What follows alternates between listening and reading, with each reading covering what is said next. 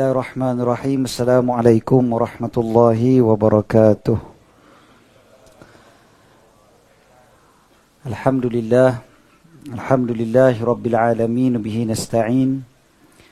Wassalatu wassalamu ala sayyidina wa habibina wa syafi'ina maulana Muhammad, miftahi babi rahmatillah, adada ma fi ilmillah, salatan wa salaman daimaini bidawami mulkillah wa ala alihi wa ashabihi mawalah. Subhanaka la ilma lana illa ma 'allamtana innaka antal alimul hakim. Allahumma inna nas'aluka as-sidqa fil qawl wal ikhlasa fil amal. Allahumma amin, amma ba'd. Tuan Imam dan seluruh jawatan kuasa surau, tuan-tuan guru, para asatizah, para pimpinan masyarakat, ibu-ibu dan ayah-ayah, abang kakak, adik-adik muslimin dan muslimat, tuan-tuan dan puan-puan yang dirahmati lagi dikasihi oleh Allah Subhanahu wa taala. Allah Subhanahu wa taala berfirman dalam Al-Quran, pada a'udzubillahi minasyaitonir rajim, qul ya ibadiyalladzina asrafu ala anfusihim la taqnatu min rahmatillah innallaha yaghfiru dzunuba jami'a innahu huwal ghafurur rahim. Shadaqallahul azim. Alhamdulillah, syukur banyak-banyak pada Allah. Allah kumpulkan kita pada malam ini dalam keadaan kita tahu yang kita ni banyak salah dan silap yang telah kita lakukan. Bukan sahaja sepanjang umur kita, bahkan kalau nak kira daripada 1 Muharram hari itu sampailah ke hari ini pun, tak tahulah berapa banyak dah dosa yang kita lakukan. Tapi Allah Ta'ala dengan rahmatnya, dengan kasih sayangnya, Allah pilih kita untuk duduk di tempat yang baik bersama-sama dengan orang yang baik. Mudah-mudahan itu tanda Allah Ta'ala nak bagi kebaikan kepada kita. Dan mudah-mudahan Allah Ta'ala kurniakan kita husnul khatimah. Amin. Tuan-tuan, kita bermula tahun ini dengan permulaan yang baik, maka penghujungnya juga kita nak penghujung yang baik. Dan penghujung itu pula bukan penghujung tahun saja, bahkan penghujung usia kita. Kan siang tadi dah viral seorang penceramah yang meninggal dunia ketika sedang berkuliah subuh. Allahyarham Dr. Sabri. Jadi dia meninggal dunia tu waktu tengah kuliah subuh pagi tadi kan di Shah Alam. Ramai yang tengok dan ramai yang dah viralkan video tersebut, dan ramai yang rasa cemburu tengok kematian beliau. Sebab betul-betul meninggal lepas sembahyang subuh berjemaah, kemudiannya berkuliah baca ayat Quran, kan, lepas baca ayat Quran lepas tu meninggal. Jadi maknanya kesudahan tu kesudahan yang insya-Allah yang pada zahirnya kita tengok memang baiklah. Dan memang maknanya tahun 1445 bagi beliau cuma 12 hari je. Kan? Lepas tu dah meninggal dah. Dia ada permulaan yang baik dan mudah-mudahan kesudahan yang baik. Kita punya kesudahan agak-agak macam manalah. Kan? Kita pun tak tahu. Bila kesudahan tu kita tak tahu. Sudah ke tidak 1445 ni untuk kita, kita pun tak tahu. Tapi yang pasti usia kita akan berakhir satu masa nanti. Tak tahulah bila, tapi mudah-mudahan waktu tu kita sedang melakukan perbuatan yang terbaik sekali, yang mana nanti disebutkan dalam hadis Nabi SAW, dibangkitkan seseorang itu dengan cara dia dimatikan ataupun keadaan dia dimatikan. Apabila orang tu dalam keadaan berihram, dia meninggal dunia, dia akan dibangkitkan nanti dalam keadaan berihram. Macam itulah kalau orang tu dalam keadaan solat meninggal dunia, orang tu tengah baca Quran, dia meninggal dunia, nanti dibangkitkan di hari akhirat, bagaimana dia meninggal dunia. Jadi itulah bila kita tengok orang-orang yang meninggal dunia dalam keadaan yang baik macam tu, kita akan rasa cemburu sangat-sangat. Tuan-tuan, tak ada di kalangan kita yang rasa tak cemburu. Saya rasalah. Kan? Ada orang yang kadang-kadang kita fikir, yalah dia punya kehidupan dia biasa aja macam kita juga. Tapi meninggal dia Masya Allah, mulia sangat. Ada dah tu amalan-amalan yang dia lakukan yang Allah Ta'ala terima dan Allah Ta'ala pilih dia untuk dapat kesudahan yang baik. Kan banyak video-video yang diviralkan kan, yang orang meninggal tengah sujud, orang meninggal tengah semayang, rebah dan sebagainya, macam-macam. Ada seorang jemaah surau ni, dia jemaah surau biasa, dia bukannya Bilal ke apa, tapi dia minta izin daripada Bilal waktu subuh tu nak azan. Dia minta izin untuk azan subuh dekat Bilal. Hari pertama dia azan, hari kedua dia azan, hari ketiga dia azan, sampai dekat Allahu Akbar, Allahu Akbar, Allahu Akbar, Allahu Akbar, asyhadu an la ilaha illallah, asyhadu an la ilaha illallah, asyhadu anna Muhammadar Rasulullah, asyhadu anna Muhammadar Rasulullah, hayya 'alas salah. Betul senyap. Orang pun pelik, kenapa senyap? Orang ingat mikrofon rosak ke apa? Pergi dekat tempat azan tu, tengok dia dah rebah dah. Dah meninggal dunia. Kan? Di Salam juga benda ni berlaku. Jadi dia meninggal dunia waktu betul-betul lepas mengucap dua kalimah syahadah dan sebut hayya 'alas salah. Lepas tu meninggal. Dan dia bukan Bilal. Dia bukan kerja sebagai seorang Bilal. Dia cuma beberapa hari tu dia minta izin daripada Bilal untuk dia nak azan, dia kata. Itu aja. Rupa-rupanya itulah yang terakhir yang dia lakukan. Dan saya kuliah dekat surau tu.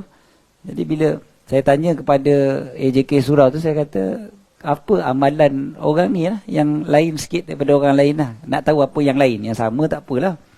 Yang lain, apa dia punya keistimewaan dia dekat surau tu. Dia orang kata, dia ni biasa aja, cumanya dia ni kalau tiap-tiap kali kuliah, ustaz, dialah yang tukang bancuh kopi, kata. Itu je. Jadi dia dekat pantry surau tu, kopi memang bidang dia. Janganlah orang lain sentuh. Jadi dia tukang bancuh kopi, dia hidangkan jemaah. Kan? Itulah tiap-tiap kali dia buat. Tuan-tuan, siapa bancuh kopi kat sini? Tuan-tuan tahu, saya kuliah, cerita pasal ni, di satu lagi surau, tempat lain. Saya tak ingat kat mana. Saya ingat macam kat area Putrajaya.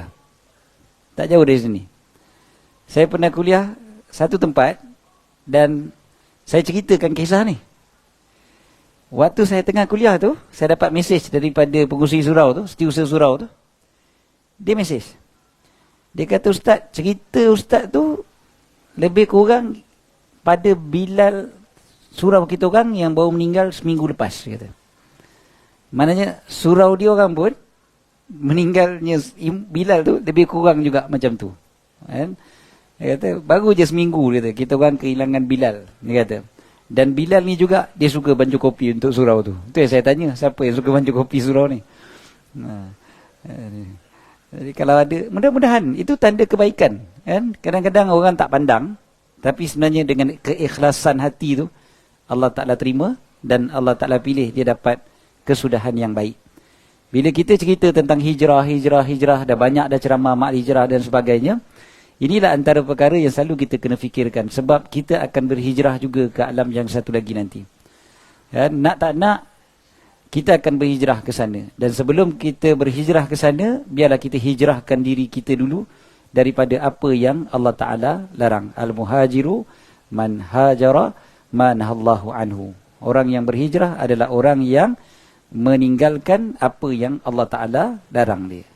Jadi hijrah kita tu sebab kita fikir kita memang akan berpindah juga satu masa nanti.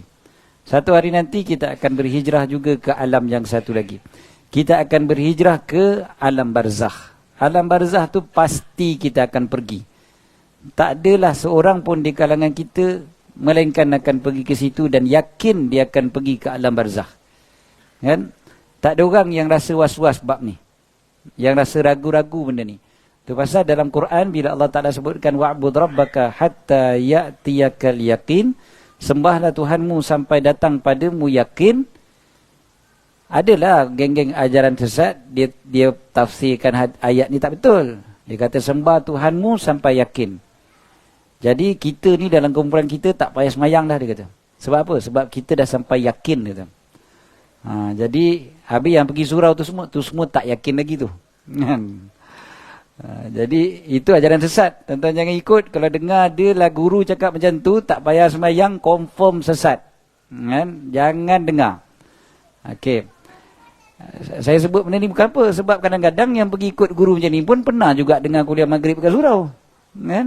Jadi tuan-tuan dengar betul-betul, ingat kalau ada guru yang cakap tak payah semayang, tak payah bayar zakat, tak payah puasa dan sebagainya, ini semua confirm ajaran sesat. Walaupun dia berperwatakan nampak soleh sangat-sangat. Okey. Jadi ayat tadi tu sebenarnya benda. Ayat tu maknanya sembahlah Tuhanmu sampai datang padamu kematian. Sebab apa datang kematian Allah gunakan perkataan yakin? Sebab kematianlah yang semua orang yakin akan datang. Lain daripada itu kita tak yakin. Tak ada siapa di kalangan kita yang yakin kejap lagi dia akan balik ke rumah. Kita nak sembahyang isyak kejap lagi pun kita tak yakin. Kita sempat ke tidak nak sembahyang isyak kejap lagi. Kan? Apatah lagi nak makan malam, nak balik ke rumah. Apatah lagi nak beranak cucu, nak tengok anak kahwin, cucu kahwin, nak tengok jumpa cicit dan sebagainya. Semua tu benda kita tak yakin. Kan? Semua tu sekadar harapan kita dan mungkin angan-angan dan sebagainya. Tapi satu benda yang kita semua sepakat, kita semua yakin, kita akan mati.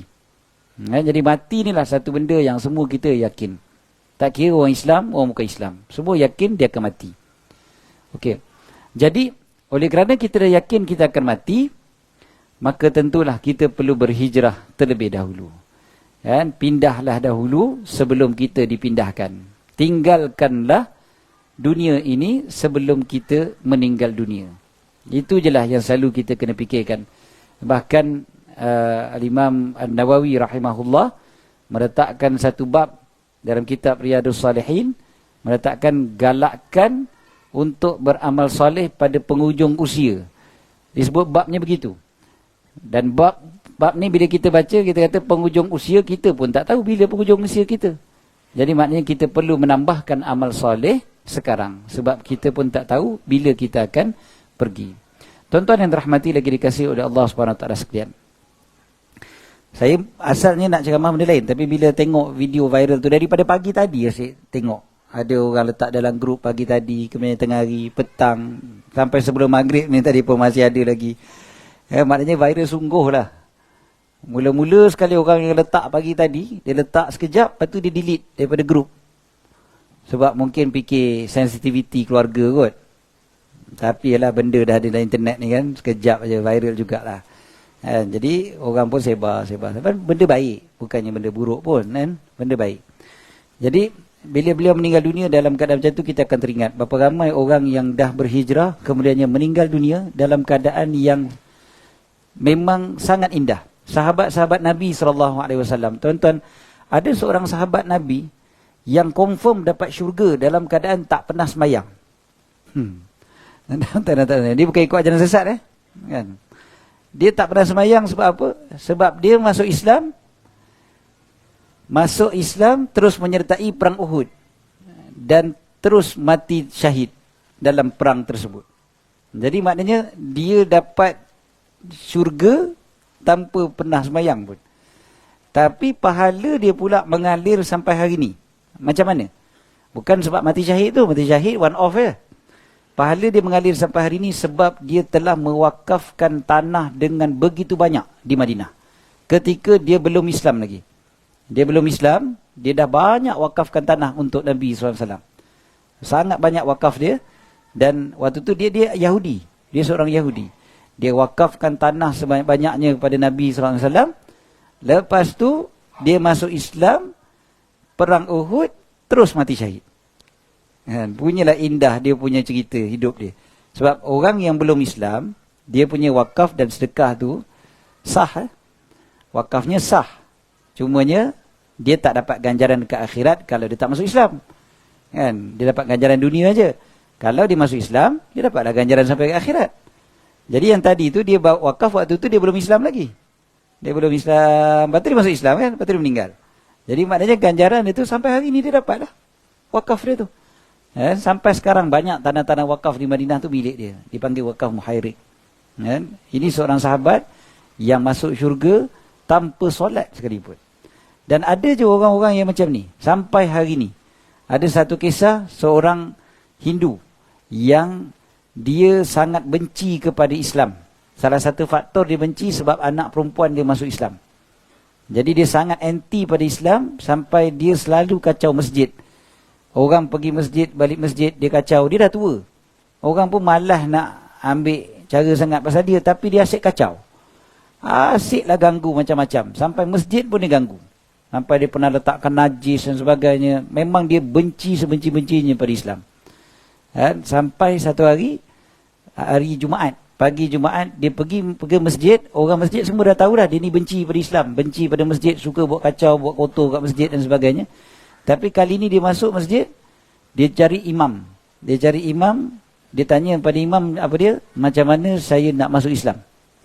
Imam pun ajar dia 2 kalimah syahadah. Dia ikut 2 kalimah syahadah. Lepas tu dia tanya imam, kalau macam ni saya ada Islam dah? Dah. Baiklah, saya balik. Dia pun balik. Imam pun tercengang. Dia ni punya anti pada Islam, tiba-tiba hari tu dia mengucap 2 kalimah syahadah. Dia balik ke rumah. Tengah hari itu anak perempuan dia balik ke rumah, ketuk pintu, ayahnya tak buka. Dia buka pintu belakang, masuk ikut belakang, tengok dekat depan ayah dia tengah baring. Dia pegang, ayah dia dah sejuk dah. Dia meninggal lah. Dia meninggal dunia tu rupanya maknanya betul-betul lepas dia berucap 2 kalimah syahadah, dia balik rumah meninggal. Dalam keadaan dia pun memang tak pernah sembahyang, tak pernah buat amal soleh yang lain. Seumur hidup benci pada Islam, sekali akhir hayatnya masuk Islam, meninggal dunia. Dan kisah-kisah macam ni sebenarnya sangat banyak. Yang sebaliknya pun berlaku juga. Yang sebaliknya, yang kita paling risau tuan-tuan, yang kita duduk dekat surau pada malam ni. Kita risau bila dengar-dengar kisah orang yang berubah pada penghujung usia. Kan? Ada seorang akak ni jumpa saya dalam 10 tahun lepas kot, macam tu. Dia jumpa saya, dia kata, Ustaz tolong doakan ayah. Ayah saya, dia kata. Ayah dia ni umurnya waktu tu dah 70-an begitulah. Kan? Dia cerita pada saya tu dalam linangan air mata. Sedih sangat dia cerita pasal ayah dia. Dia kata ayah dia seorang imam surau. Dan guru sekolah kafar atau pengetua sekolah kafar kat surau tu lah. Ada sekolah agama tu kan.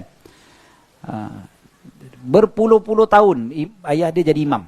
Berpuluh-puluh tahun ayah dia jadi imam. Satu hari ayah dia aksiden motor, jatuh motor. Tak dapat pergi surau lah. Tak apalah. Dah sakit, tak dapat pergi surau. Lepas tu tak lama, lepas tu berapa bulan sihat. Sihat, kaki dah okey dah. Dia boleh jalan dengan baik. Tapi anak-anak pelik bila balik ke rumah tengok ayah tak pergi ke surau. Sebab dia orang dibesarkan 5 waktu ayah kat surau. Tiba-tiba ayah tak pergi surau. Dalam keadaan dah sihat walafiat dah. Lepas tu bila tanya pada si ayah, ayah tak pergi surau ke? Memang confirm kena marah. Kena maki dengan si ayah. Kena marah. Baru tanya tak pergi surau ke tidak je. Kena marah dah. Jadi akhirnya dia orang tanya kepada mak. Mak, kenapa ayah tak pergi surau? Maknya pula keluarkan cerita. Kan? Kata ayah kau tu bukan sekadar tak pergi surau. Ayah tu semayang pun tak ada dah. 5 waktu tak semayang. Semayang Jumaat pun tak semayang dah. Mak, kalau mak ingatkan dia untuk pergi semayang Jumaat, mak kena marah. Kata. Mak kena marah. Jadi dia orang pun pelik. Kenapa tu? Tak tahu. Mak pun tak tahu kenapa. Kenapa ayah jadi macam tu? Lah kali si anak perempuan ni tadi ni, dia dapat peluang untuk tanya ayahnya. Dapat cari mood ayah tengah baik. Dapatlah tanya dengan baik dan sebagainya. Dia pun tanya betul-betul lembut-lembut pada ayah dia. Sebenarnya sebab apa ayah tak pergi surau dah? Ayah dia cakap, kau ingat tak hari tu kan aku aksiden kata. Yalah, aksiden dah baik dah ayah. Dia kata memanglah. Masalahnya waktu aksiden tu kan ayah tak dapat pergi ke surau. Waktu tu tahu tak AJK surau buat apa? Dia orang tukar imam lain kata. Padan muka dia orang. Ayah tak mau semayang lagi dah. Ya. Gelak lah kau. Kita boleh dengar gelak macam budak-budak kan cerita tu kan. Padan muka kan. Tapi sebenarnya kita rasa takut ni. Kan? Rasa sedih dan rasa takut. Adakah benda ni hanya berlaku pada dia saja? Tidak. Dia boleh berlaku pada siapa-siapa pun. Salah satu faktor kenapa benda ni berlaku. Sebab kita pernah belajar dan tuan-tuan semua pernah dengar hadis ni. Saya rasa semua tuan-tuan pernah dengar hadis. Macam mana seorang yang beramal dengan amal ahli syurga. Sampai lagi sejengkal je nak masuk syurga. Lepas tu telah terdahulu kitabnya. Amalan kitab hitungannya. Dia adalah ahli neraka. Maka dia beramal dengan amal ahli neraka. Dan dia masuk ke dalam api neraka. Begitu juga sebaliknya, orang yang beramal dengan amal ahli neraka, ujung usia dia, rupanya dah tertulis dia ahli syurga, dia buat amal ahli syurga, dia meninggal, dia masuk syurga. Kan? Hadis ni tuan-tuan biasa dengar. Saya tanya pada guru saya waktu tu, macam mana kita bukannya nak persoalkan takdir Allah Ta'ala, tapi kita nak tahu hikmah. Macam Ialah orang tu dah beramal dengan amal syurga. Sekarang tiba-tiba rupanya memang dia tu ahli neraka. Lepas tu dia buat amal ahli neraka, dia masuk neraka. Bukan ke kebajikan-kebajikan yang dia dah buat selama ni tu patutnya menyelamatkan dia. Jadi rupanya jawapannya apa dia? Jawapannya adalah kerana dia beramal selama ni, amalan dia tu tidak ikhlas. Hati tu ada lagi rasa riak ataupun rasa ujub, ada rasa takabur dan sebagainya. Hati dia tu ketika beramal bukan semata-mata kerana Allah Ta'ala. Maka penghujung usia dapat su'ul khatimah. Na'udzubillah. So kita yang datang surau orang ramai malam ni, inilah antara perkara yang selalu kita kena refresh balik. Aku ni buat ni betul-betul kerana Allah ataupun tidak? Aku datang, ada tak masih lagi sikit dalam hati aku ni rasa nak orang tengok, nak orang sebut, ataupun rasa bangga banding dengan orang lain, rasa hebat dan sebagainya. Jaga-jaga dengan perasaan-perasaan macam ni, dia boleh merosakkan amalan dan dia boleh menyebabkan su'ul khatimah. Na'udzubillah. Jadi bila kita dengar cerita orang husnul khatimah, kita kena dengar juga cerita tentang su'ul khatimah, supaya kita mengelakkan diri kita daripada dapat su'ul khatimah. Sebab doa kita minta Allah makhtim lana bihusnil khatimah wala takhtim alaina bisu'il khatimah. Ini kena ada. Dan kemudiannya pula tuan-tuan, ada satu pengajaran daripada seorang yang meninggal dunia tengah semayang Isyak malam Jumaat di satu masjid di Pulau Pinang, di Bertam, Pulau Pinang. Ni cerita ni dah saya ingat lebih 10 tahun juga. Saya ceramah di Bertam tu, AJK Masjid bagi tahu, kata ustaz, kami baru je ada seorang jemaah kami meninggal dunia. Tengah semayang Isyak dia meninggal, dan malam tu malam Jumaat. Malam Jumaat tu lepas maghrib ada baca Yasin, lepas baca Yasin ada pengajian. Lepas pengajian semayang Isyak, lepas tengah semayang Isyak tu dia meninggal. Jadi saya pun tanyalah apa perbezaan, macam biasa kita pun kena tanya benda tu lah. Apa amalan dia? Kan? Apa amalan kawan ni? Kita cemburu dah dengar macam tu kan. Ujung dia tu memang cantik sangat dah. Malam Jumaat dalam masjid tengah semayang, baru lepas baca Yasin dengan kuliah. Maknanya cantik je dia punya penghujung tu kan. Lepas tu meninggal.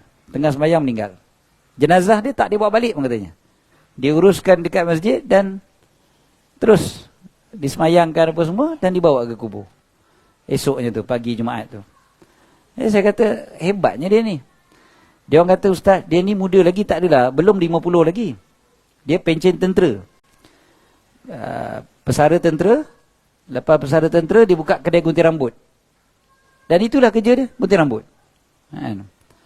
Jadi kalau fikir-fikir, memang tak ada apa lah dari segi perbezaan dia dengan orang lain.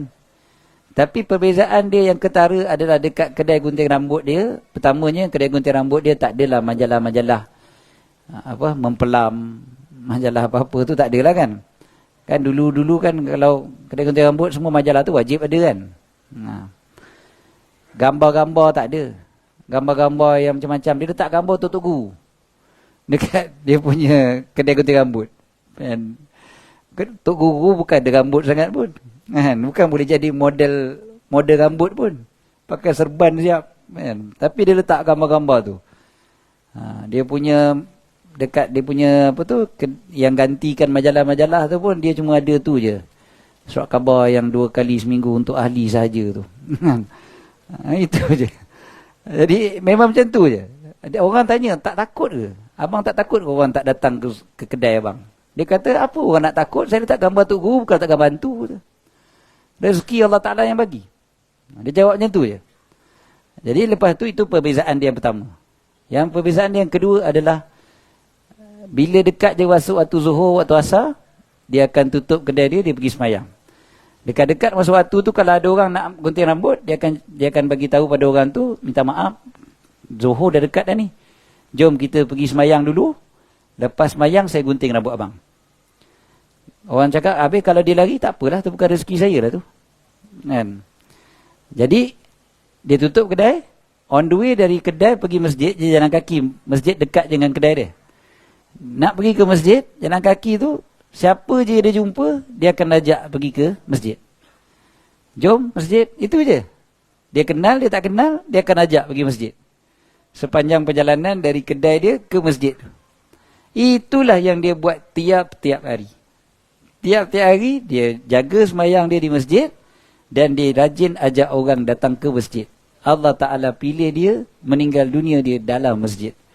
Dan meninggal dunia dia pula waktu tu baru lepas kuliah pengajian ulama yang dia cinta, kan, tengah sembahyang dan sebagainya. Masya Allah. Jadi bila kita dengar macam ni kan, cerita macam ni, dia punya pengajaran dia yang paling besar pada dia ni orang yang bijak. Bijak, dia tak perlu terkenal, tapi dia bijak mencari pahala yang berpanjangan dengan cara dia mengajak orang buat baik. Dalam keadaan kita nak berhijrah, nak berubah jadi baik, salah satu yang membantu kita, menguatkan kita juga adalah kita mengajak orang lain buat baik juga. Dalam keadaan kita sedar yang kita ni bukan power sangat, bukan pandai sangat, bukan hebat, bukan soleh, bukannya baik sangat. Tapi kita ajak orang buat baik supaya mudah-mudahan memberi kekuatan juga kepada kita untuk buat baik. Dan yang keduanya, supaya kita dapat pahala yang berpanjangan. Tuan-tuan, apa saja cara kita kena bijak untuk mencari pahala yang berpanjangan. Carilah. Mudah-mudahan bila kita meninggal dunia nanti, ada pahala-pahala yang masih lagi sampai pada kita dalam kubur nanti. Macam tadilah, diajak apa ramai orang pergi masjid. Kalau orang tu dibukakan pintu hatinya oleh Allah Ta'ala untuk pergi masjid, dan tiap-tiap hari pula orang tu pergi masjid, dia dah meninggal lama dah, orang tu masih lagi datang masjid, dia dapat pahala lagi. Itu kebijaksanaan dia panggil. Pandai cari pahala yang berpanjangan. Tuan-tuan, bila kita nak berhijrah, inilah yang kita perlukan. Bila Nabi SAW berhijrah dengan Sayyidina Abu Bakar As-Siddiq, tuan-tuan biasa dengar kisah macam mana Nabi SAW berhijrah dengan Sayyidina Abu Bakar. Sayyidina Abu Bakar tu nak hijrah dah, tapi tak hijrah sebab Nabi tak bagi. Sahabat-sahabat yang lain berhijrah, Sayyidina Abu Bakar masih belum berhijrah sebab tunggu dapat bersama dengan Nabi SAW. Kebijaksanaan Sayyidina Abu Bakar dekat sini adalah dia tahu bila dia dapat tolong Nabi SAW dengan apa cara sekalipun untuk berhijrah. Satu, menunjukkan cintanya kepada Nabi lebih mengatasi yang lain. Dan satu lagi adalah kebijaksanaannya. Dia akan dapat pahala yang besar sebab tolong Nabi dalam keadaan Nabi memerlukan teman berhijrah tu. Dia tahu dah, ini satu kebijaksanaan. Sebab kalau ikut dari segi risiko yang paling besar adalah menemani Nabi berhijrah. Sahabat yang lain bila berhijrah ada risiko, tapi tak sebesar risiko menemani Nabi yang hendak dibunuh oleh orang kafir Quraisy. Jadi kalau teman Nabi ni kira risiko paling besar sekali. Tapi Sayyidina Abu Bakar bila dapat tahu, kata dia dapat teman Nabi untuk berhijrah, dialah orang yang paling gembira. Sampai Sayyidatina Asma, kakak pada Sayyidatina Aisyah, Sayyidatina Asma dia kata apa? Aku tak pernah melihat seorang lelaki yang menangis seperti menangisnya ayah aku apabila diberitahu oleh Nabi SAW bahawasanya beliaulah yang akan menemani baginda dalam hijrah. Menangis kegembiraan Sayyidina Abu Bakar. Dia menangis tu, menangis sungguh-sungguh, teresak-esak kegembiraan dapat teman Nabi SAW berhijrah. Padahal kalau dari segi risiko, itu dah risiko paling besar. Tak peduli benda tu. Sebab Sayyidina Abu Bakar ni, satu, kecintaan pada baginda mengatasi yang lain. Dan yang kedua, kebijaksanaan. Cari pahala-pahala yang paling besar. Dan tengok macam mana beliau wakafkan Masjid Nabawi itu sendiri. Kawasan asal Masjid Nabawi tu. Sampai dekat ujung tu dipanggil pintu tu, pintu As-Siddiq. Pintu 2 Masjid Nabawi tu dipanggil Babu Siddiq. Sebab apa? Kawasan tu sebut semuanya kawasan tanah Sayyidina Abu Bakar. Tuan-tuan bayangkanlah Sayyidina Abu Bakar ni dah meninggal 1400 tahun dulu. Tapi sampai sekarang pahalanya berterusan. Tak pernah putus. Setiap kali orang sembahyang, orang beribadat, orang baca Quran dekat Masjid Nabawi tu, dia dapat pahala. Bijak sungguh lah tu kan. Itulah kebijaksanaan yang sebenar. Kebijaksanaan Sayyidina Abu Bakar bukan sekadar jadi khalifah lepas Nabi SAW. Bahkan pahalanya sampai sekarang masih mengalir. Dan inilah yang kita nak. Bila kita berubah, Kita nakkan supaya kita dapat buat sesuatu untuk akhirat kita. Kan? Dapat buat sesuatu untuk bila kita dah berada dalam kubur nanti. Tuan-tuan perhatikan mereka-mereka yang dah telah pergi meninggalkan kita, dia orang dah buat dah pahala-pahala yang macam tu. Kita pun harap mudah-mudahan kita pun dapat begitu juga. Tuan-tuan yang dirahmati lagi dikasihi oleh Allah. Bila cerita tentang hijrah Nabi SAW dengan Sayyidina Abu Bakar, kita patah balik sikit beberapa tahun sebelum hijrah. Nabi SAW hijrah pada 27 Safar. Nabi gerak 27 Safar. Tapi bulan Muharram dikira bulan pertama dalam kalender hijrah, bukan bulan Safar. Bulan Muharram. Sebab apa? Sebab para sahabat dah berhijrah dah. Dah mula berhijrah dah. Salah satu sebab dia begitulah. Bulan Muharram tu dia dah hijrah dah. Nabi boleh tak hijrah bulan Muharram tu? Sebenarnya boleh. Kalau ikut logik akal, baik Nabi hijrah dulu. Sebab apa? Sebelum peristiwa hijrah, tahun ke-10 kenabian, Nabi SAW dah berdakwah kepada penduduk Madinah yang datang menunaikan haji. 6 orang daripada penduduk Yathrib yang sampai dekat Mekah untuk menunaikan haji, dia orang masuk Islam.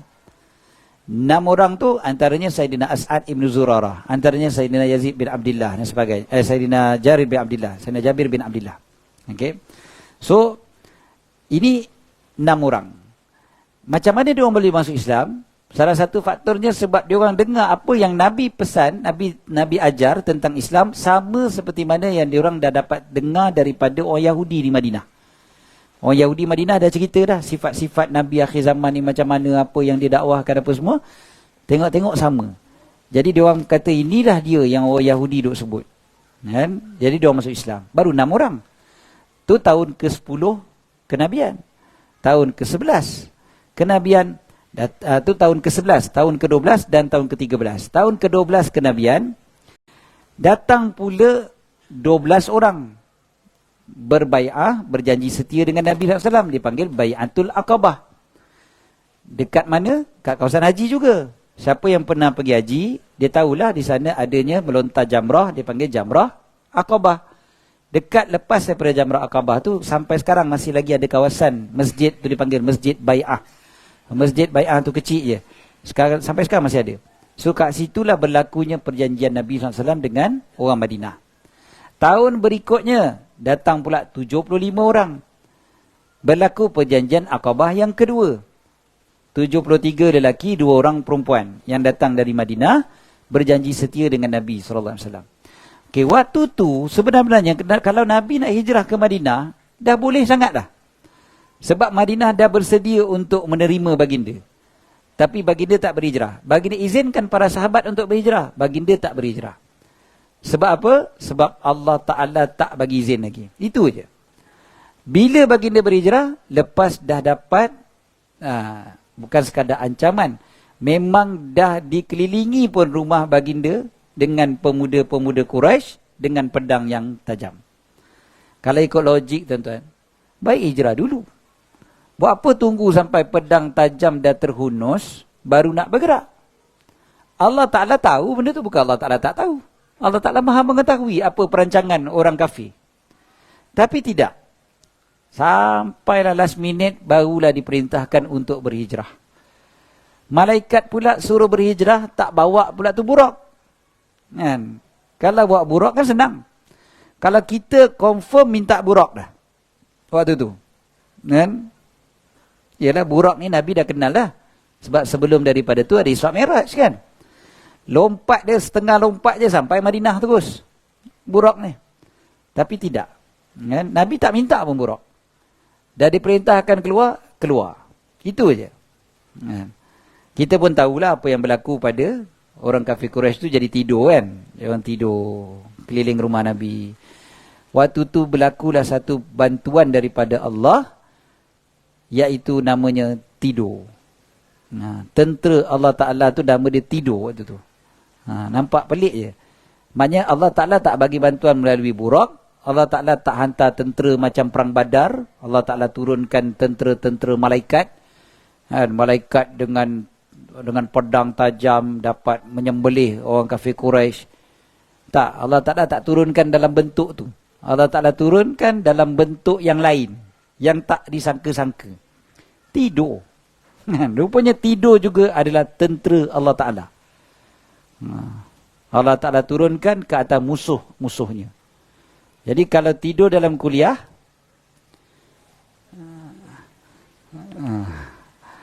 bukan tentera Allah, kan? Tu setan kacau, kan? Dia bergayut kat mata kita. Tu biasa, kan? Setan gayut. Jadi tuan-tuan, kalau tuan-tuan ngantuk, tertidur dalam kuliah, tuan-tuan terus sebut Alhamdulillah. Bukan Alhamdulillahillazi ahyana ba'da ma amatana wa ilaihi nusyur, bukan. Kalau tuan-tuan terlelap, terbangun, tuan-tuan sebut Alhamdulillah. Sebab apa? Maknanya, aku ni datang ikhlas kerana Allah Ta'ala. Apa kaitan dengan ikhlas? Setan dia tak kacau yang tak ikhlas, insyaAllah. Kan? Jadi tuan-tuan tidur tu, setan kacau, maknanya tuan-tuan ikhlas datang. Kan? Itu yang dia kacau. Jadi tuan-tuan sebut, Alhamdulillah, aku terlelap. Tapi jangan sebelum terlelap, baca Bismikallahumma ahya wa amut. Yang itu bukan setan yang kacau, kita yang setan tu. Kan? Jadi, dia kalau yang terlelap tu kan, tiba-tiba je hilang kan. Dia waktu lain tak ngantuk, waktu baca Quran ngantuk, waktu dengar kuliah ngantuk, waktu solat ngantuk, kan. Waktu lain segar. Setan lah tu kacau kan. Jadi kalau setan kacau, kita fikir je, setan ni dia kacau orang yang ada iman, kan. Jadi maknanya aku ni ada iman lah tu yang dia datang kacau aku ni. Jadi jangan stres. Jangan stres, kan? Terlelap pun tak apa, jangan stres. Okey, lepas tu bila Nabi SAW dah naik ke Gua Thur, tuan-tuan pun tahu apa yang berlaku. Orang kafir Quraisy panjat sampai atas tu, dan mereka dah sampai atas, mereka tak tengok pun kepada celah kaki mereka. Kisah ni pun tuan-tuan biasa dengar. Macam mana Sayyidina Abu Bakar dah seram dah waktu tu. Kan? Sayyidina Abu Bakar kata, kalaulah seorang daripada diorang tu tengok je dekat celah kaki diorang, akan nampaklah kami. Sebab Gua Thur bukan macam Gua Batu Kip, tuan-tuan. Boleh main sembunyi-sembunyi.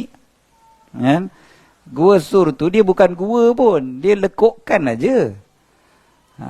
Jadi diorang bila duduk dekat atas tu, diorang tengok ke bawah, diorang boleh nampak sebenarnya siapa dekat dalam. Tapi bayangkanlah, punya susah diorang nak cari Nabi dengan Sayyidina Abu Bakar. Tapak kaki dah ditutup dengan kambing yang begitu banyak. Kemudiannya Nabi tak pergi terus ke utara, Nabi pergi ke selatan, sedangkan Madinah dekat utara. Lepas tu Nabi panjat pula gunung tu. Bukannya satu benda yang senang nak cari. Dan diorang pula dah panjat pula gunung tu sampai atas. Sampai dekat atas, tiba-tiba diorang berkelahi pula. Apa dia? Ada ke tidak Nabi dekat dalam gua tu? Ada yang kata ada yang kata tak ada. Ada, tak ada ni, ada. Tak ada. Dia bergaduh benda tu, sedangkan apalah susah sangat, tengok je lah. Kan? Tapi seorang pun tak nak tengok. Seorang pun tak nak tengok. Akhir sekali bergaduh-bergaduh, dah lah, tak ada lah. Jomlah kita turun. Kan? Selamat. Sayyidina Abu Bakar kan dah risau waktu tu. Sampai Nabi pegang Sayyidina Abu Bakar. Nabi kata, jangan sedih. La tahzan, kan? Jangan sedih. Innallaha ma'ana. Ataupun la takhaf. Jangan takut. Innallaha ma'ana. Allah Ta'ala bersama dengan kita. Apa tentera Allah Ta'ala yang turun waktu tu? Waktu tu Allah Ta'ala turunkan tenteranya yang namanya malas. Malas. Asalnya rajin. Cari macam nak apa. Sampai dah dekat depan pintu gua. Punya rajin diorang. Tiba-tiba je Allah Ta'ala jadikan diorang malas nak tengok jalan kaki diorang. Itu je. Nak ngintai je. Itu pun malas. Kan? Jadi malas tu pun adalah tentera Allah Ta'ala yang datang daripada arah yang tak disangka-sangka. Pengajaran daripada kisah-kisah ni apa dia? Allah Ta'ala bila nak bagi bantuan, bantuan daripada Allah Ta'ala ni jangan kita ukur dengan kita punya akal semata-mata. Allah Ta'ala nak bantu kita boleh datang dengan macam-macam cara daripada arah yang kita tak sangka-sangka pun. Macam-macam cara Allah Ta'ala nak tolong kita. Tapi ada syarat dia. Syaratnya ada pada hijrah Nabi SAW tersebut.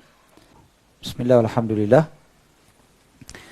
Tadi kita sebut syarat bila kita nak dapat pertolongan Allah, nak berhijrah, nak berubah, dan kita semua perlu berubah. Semua kita ada perkara yang kita nak berubah, pastinya.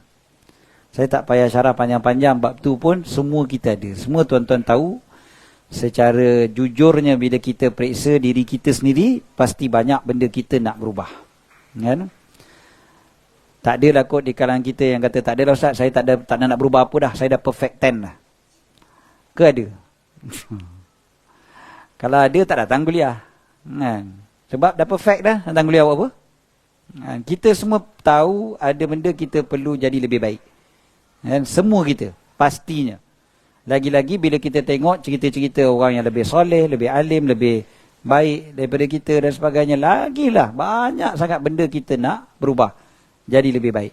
Tapi kadang-kadang kita tengok rasa macam, boleh ke? Kadang-kadang rasa macam tu. Rasa macam aku ni boleh ke, larat ke, mampu ke tidak aku nak buat macam tu. Kita dengar orang pasal baca Quran contohnya tuan-tuan. Kita kata aku ni malas baca Quran. Bila lah aku nak rajin baca Quran? Tapi kalau kita tengok terus orang yang baca Quran yang khatam tiga hari sekali, kita dah rasa macam, ya betul, aku 3 tahun sekali pun belum tentu boleh. Kan? Dia 3 hari sekali. Ada yang lebih banyak lagi daripada tu, 2 hari sekali, sehari sekali, sehari 2 kali, sehari 3 kali pun ada je. Khatam macam tu. Itu Allah Ta'ala mudahkan untuk dia. Imam Abu Hanifah diriwayatkan, Imam Nawawi diriwayatkan ni, bukan cerita-cerita bohong. Imam Abu Hanifah khatam sepanjang umur dia 70,000 kali. 70,000 kali. Umur dia berapa Imam Abu Hanifah ni? Imam Abu Hanifah lahir tahun 80 Hijrah, meninggal tahun 150 Hijrah. 150 maknanya zaman tahun Imam Syafi'i lahir. So tahun 80 sampai tahun 150 berapa tahun? 70. Habis kalau 70,000 khatam, setahun 1,000. Setahun ada 300 hari lebih. Maknanya dia khatam 1 hari 3 kali. Itu kalau dia lahir-lahir tu khatam Quran. 70 tahun tu sekali dengan waktu dia baby. Mana boleh kira? Kan? Lepas tu tolak pula waktu yang dia tak sihat. Tolak waktu dia mengajar. Tolak waktu ni, tolak waktu. Habis, macam mana dia boleh khatam banyak gitu? Allah Ta'ala yang mudahkan untuk beliau. Boleh khatam dengan begitu banyak. Habis kita 3 tahun sekali, 7 tahun sekali pun belum tentu boleh khatam. Mungkin kita akan ada keraguan. Kita rasa macam, dia orang tak apalah, kawan-kawan aku tu tak apalah, kan? Tuan Imam bolehlah, Tuan Bilal bolehlah dan sebagainya.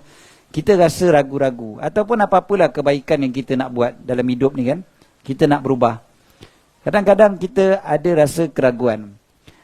Ayat yang saya bacakan awal tadi daripada surah Az-Zumar. Allah Ta'ala ceritakan, Qul ya ibadiyalladzina asrafu ala anfusihim. Katakanlah, wahai hamba-hambaku yang melampau atas diri mereka sendiri. Maksudnya dah melakukan dosa-dosa. Nak berubah. La taqnatu min rahmatillah. Jangan putus asa daripada rahmat Allah. So syarat pertama sekali adalah jangan putus asa dengan rahmat Allah. Jangan rasa, tak bolehnya. Give up dah. Nak berubah apa pun, jangan give up dulu. Kan? Fikir dulu, kata tak boleh, insyaAllah Allah Ta'ala ada. Allah tolong. Rahmat Allah luas. Kasih sayang Allah Ta'ala tu ada. Kan? Banyak, luas kasih sayang Allah Ta'ala tu. Apalah sangat kalau Allah Ta'ala nak ubah diri aku ni daripada pemalas jadi rajin, daripada panas baran kepada penyabar, daripada pengotor jadi pembersih, daripada suka bersangka buruk kepada suka bersangka baik dan sebagainya. Ada je lah banyak benda-benda yang buruk yang kita ada. Allah Ta'ala nak ubah kita tu, sekelip mata boleh ubah. La taqnatu min rahmatillah. Jangan putus asa daripada rahmat Allah. Syarat yang seterusnya dalam ayat yang berikutnya. Allah Ta'ala sebut, wa anibu ila rabbikum wa aslimu lahu. kembalilah kepada Tuhan kalian dan berserahlah kepadanya. Jadi nak kembali kepada Allah, syaratnya adalah perlu berserah pada Allah. Berserah pada Allah dengan arti kata memang kita yakin sungguh-sungguh Allah Ta'ala je lah yang boleh tolong aku. Sebab kita doa, ya muqallibal qulub, kan, yang membolak-balikkan hati, tetapkanlah hati aku atas ketaatan padamu. Allah Ta'ala, maknanya kita serah betul-betul pada Allah. Kita tahu Allah yang boleh gerakkan hati kita ni. Betul-betul serah pada Allah. Dan kalau nak berubah daripada buruk kepada baik, daripada baik kepada lagi baik, semua tu memerlukan kepada kebergantungan pada Allah. Selagi mana orang bergantung kepada keliling dia, ataupun lagi teruk bergantung pada diri dia sendiri, memang dia akan lemah. Apa ramai orang yang lemah bila bergantung pada diri sendiri, kan? Dia rasa dia yang mampu. Boleh, aku boleh punya. Aku tak habis-habis. Buang aku itu, kan? Buang keakuan tu. Kata tak, yang pegang hati aku bukan aku pun. Yang pegang hati aku Allah. Minta tolong pada Allah. Minta sangat, ya Allah, jadikanlah aku di kalangan orang yang rajin beribadat pada Engkau. Kan kita baca doa, Allahumma a'inni ala zikrika wa syukrika wa husni ibadatik. Banyak-banyak doa macam tu. Minta tolong pada Allah. Waktu komo-komo doa, ya Allah, tolonglah aku untuk baca Quran. Banyak zikir pada Engkau. Sebut la ilaha illallah di dunia dan di akhirat. Waktu komo-komo tu jangan lupa doa macam tu. Kan? Komo-komo je doa, ya Allah, tolonglah aku baca Quran. Sebab semua tu kerja Allah Ta'ala. Kita minta tolong pada Allah. Kan? Kemudiannya, kan orang yang kadang-kadang berubah dengan sebab orang lain kutuk, orang hina. Bila dia buat baik, orang kutuk. Bila dia buat baik, orang tak pandang. Kadang-kadang suami isteri pun macam tu. Antara luahan paling banyak suami isteri, dia rasa tak dihargai oleh pasangan dia. Dia buat-buat, pasangan dia tak hargai dia. Dia rasa tak berbaloi dia buat. Sebab pasangan tak reti nak menghargai. Pasangan kalau benda buruk nampak selalu. Yang baik tak pernah nampak. Sebenarnya bukan tak pernah nampak, tak pernah sebut. Jadi itu yang biasa berlaku. Tapi dia kan rasa kecewa. Dia buat baik banyak, buat salah sikit, yang salah tu terus disebutnya. Jadi akhir sekali dia rasa, buat apa aku buat baik kau macam tu? Kenapa rasa macam tu? Sebab kita masih lagi buat kerana manusia. Kerana kita nak penghargaan manusia. Cuba kita buat kerana penghargaan Allah Ta'ala. Allah akan balas. Allah balas. Itu yang kita kata, serah pada Allah. Bukan pada manusia. Orang berapa banyak yang dah berubah, tiba-tiba berubah balik. Sebab dia kata orang kutuk dia. Orang kritik dia. Aku buat baik, orang kutuk aku. Dah tak payah kau macam tu. Padahal kalau kita fikir, kalau buat baik orang kutuk, buat buruk pun orang kutuk, baik buat baik. Dia tak. Aku buat baik pun orang kutuk, buat buruk pun orang kutuk. Baik aku buat buruk. Dia fikir macam tu. Tak apalah. Mudah Allah bagi hidayah pada semua. Tapi tuan-tuan, benda ni berlaku sebab kita tak berserah pada Allah Ta'ala. Kan? Orang kadang-kadang keliling kita ni, kita buat baik sikit, ada je kawan-kawan yang tukang jatuh ni. Kan? Dia kata, aku bagi kau seminggu je. Ayat tu paling jahat sekali tu. Alah kau, aku kenal dari tadika. Sampai sekarang kita berkawan. Bukan aku tak kenal kau. Seminggu je lah aku bagi kau isap ukuk, berhenti isap ukuk. Kawan-kawan ni punya kerja ni, jahat tu kan, mulut tu. Macam Tuhan pula dia kan. Aku bagi kau 2 minggu je lah. Depan ni kau tak ada lah. Ada seorang artis ni, dia datang belajar dengan saya. Dia ni pakai skirt pendek. Tu datang belajar tak adalah pakai skirt, pakailah tudung kan. Tapi kat luar lah, masih pakai macam tu. Dia cerita, dia kata, Ustaz, saya ni nak berubah. Saya nak semayang. Saya semayang sekarang ni. Bila saya semayang, kawan-kawan saya kata, kau ni ekstremis lah. Kenapa ekstremis pula? Yalah, kau ekstrim sangat berubah tu. Kenapa? Semayang. Ekstrim lah kau ni. Agak-agak lah, relax. Dia orang tuduh saya ekstrim, Ustaz. Kata. Saya tanya dia, kamu semayang berapa banyak kali sampai orang tu kata ekstrim? Kot lah dia semayang siang malam, semayang tak berhenti kan. Kata saya semayang 3 kali sehari Ustaz. 3 kali sehari dah kena tuduh ekstrim tu. Belum 5 kali, belum semayang sunat lagi tu. Kan? Dia baru semayang 3 kali je. Zuhur, Asar, Maghrib. Kan? Itu je dia semayang. Dia kata saya semayang 3 kali sehari. Dah tuduh ekstrim dah. Mungkin kawan dia, bagi kawan-kawan dia yang sederhana tu kalau semayang 3 minggu sekali kot. Kan? Itu baru sederhana. Islam kan agama sederhana. Kan? Banyak orang salah guna perkataan sederhana ni macam tu lah. Menyeimbangkan antara dunia dan akhirat. Ayat semua. Kan? Padahal semua tu nak bagi alasan tak nak buat apa yang Allah suruh. Kan? Gunakan ayat-ayat macam tu. Jadi tuan-tuan dan rahmati lagi dikasihi Allah, susah kalau kita harapkan orang keliling. Tuan-tuan tak ada dah sampai kena tuduh macam tu. Tu pasal tuan-tuan dah dekat surau. Tapi ada je orang datang ke surau, dia cerita kat saya, dia kata, Ustaz, apa hukum saya menipu isteri saya sebab datang kuliah? Tak tahulah tuan-tuan ke tidak tu orangnya. Dia kata, sebab tak boleh Ustaz, kalau pergi kuliah nanti balik kena marah dengan isteri kata. Mungkin isteri dia susah kot kat rumah, tu yang kena marah tu bila dia pergi kuliah tu. Dia kata, Ustaz, saya tiap-tiap kali balik lambat sebab singgah surau, datang kuliah, saya kena bagi tahu kat isteri saya jalan jam. Memang kebetulan pula tuan-tuan memang tengah jam pula sekarang kan. Dekat depan tol tu kan. Jadi guna je alasan tu kan. Dia kata boleh tak guna alasan jalan jam sedangkan saya pergi kuliah kata. Ni ada orang lain cakap, dia kata Ustaz TB tu TB dia kata.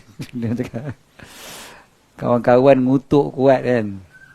Dia datang kuliah tu dah bagus dah. Cuma saya sebutlah, saya kata bang, abang tengok dulu apa reason isteri tu cakap macam tu. Kan? Janganlah terus tipu. Kan? Mungkin dia memerlukan abang kat rumah. Kan? Anak-anak mungkin tak terurus dan sebagainya. Dia kata tak ada lah, tak ada. Isteri saya jealous. Dia kalau saya dah balik lambat tu, dia kata mesti ada perempuan lain gitu. Jadi, padahal saya datang surau Ustaz. Datang surau pun kena marah juga. Dia macam-macam lah. Jadi dia kata betul boleh berhelah. Boleh berhelah. Tapi berapa lama nak berhelah tu? Kan? Berapa lama nak berhelah tu? Asyik jam je jalannya. Habis kalau flyover tu dah siap pun jam juga. Macam mana? Kan? Traffic light tu dah elok dah. Takkan nak bagi alasan jam lagi. Jadi macam mana?